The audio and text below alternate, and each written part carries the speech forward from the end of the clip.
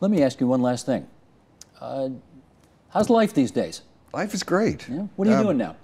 Well, talking to people like you. I'm involved helping out different organizations, agencies. I'm on a couple of boards. I have my own business. And spending a little more time with kids and grandkids. But it's still very busy. My wife was saying, I think we're as busy as we were when we were in politics. And I'm trying to explain it's just a matter of time management. I'm trying to get a hold of it.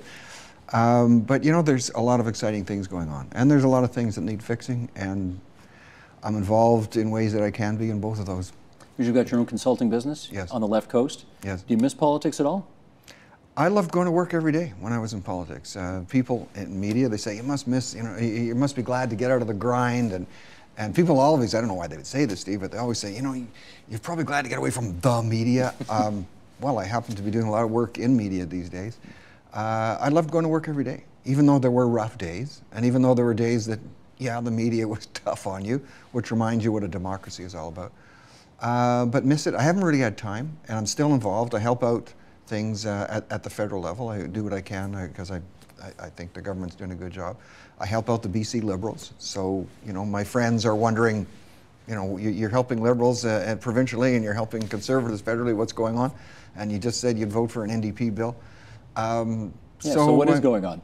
Well, I'm looking at issues one issue at a time, and if I can add value, I try to do that. I still work on the basis that if you really want to get something done, work with people or hire people who are smarter than you are.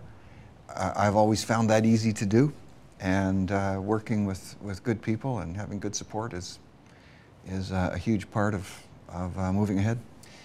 And given your, and I think the word you used when we were talking before we went on the air here about your time as opposition leader, given your tumultuous time in politics, would you really recommend it as a course of action for sane people? If people really feel in their heart this is something they want to do, if they feel they can add value, if they're talking the federal level, I always say to people, especially in Western Canada, if your kids are still young, be prepared, or you know, are you and your spouse happy with the fact that you aren't going to see them very much anymore if you're traveling to Ottawa?